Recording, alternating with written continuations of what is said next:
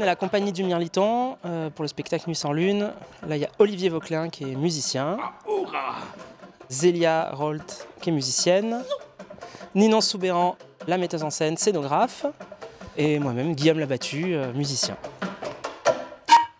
Tessa Eba, ou Iga, ou la, Sagi, la bou et Fia, ou lait. Le spectacle, voilà, on est 3 tribus, 3 voisins qui se comprennent pas, qui se marchent un peu dessus, qui se respectent pas non plus et qui s'entendent pas parce qu'on n'avait pas le même langage.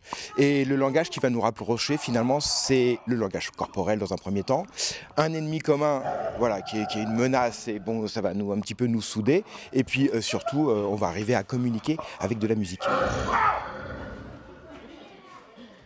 Avec ce spectacle, il y a une portée pour dire, ben voilà, la préhistoire, c'était pas que cette caricature, c'était pas que des personnages qui se tapaient dessus, et il y avait tout un tas de cultures qui se côtoyaient, qui se comprenaient peut-être pas, questionner un peu cet enchevêtrement de population, de culture. Et c'est pour ça aussi que la compagnie aime proposer des ateliers en parallèle du spectacle, parce qu'on trouve que c'est important de pouvoir rencontrer les élèves, discuter de tout ça avec eux, apporter aussi sur cet aspect musical le questionnement, est-ce qu'il existait de la musique à la préhistoire, de quand date la musique, les premiers instruments, la première musique, le premier concert, la première polyphonie.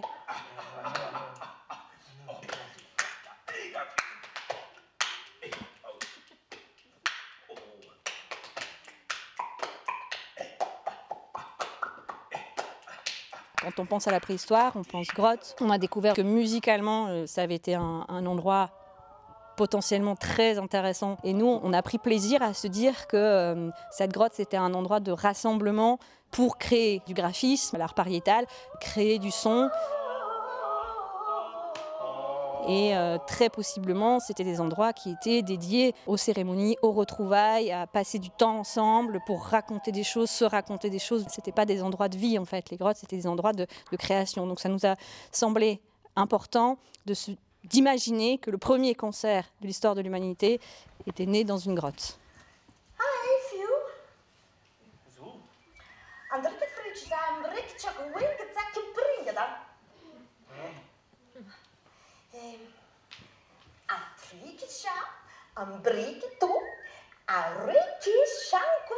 C'est une technique de théâtre qui s'appelle le gros mollo.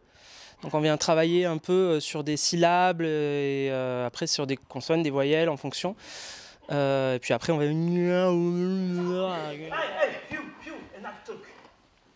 On a fait des exercices où on reprenait des animaux.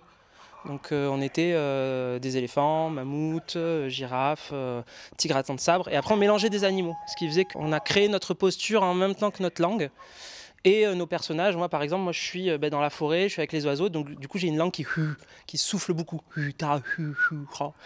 Et après on met les intentions derrière et nos langues elles apparaissent, quoi.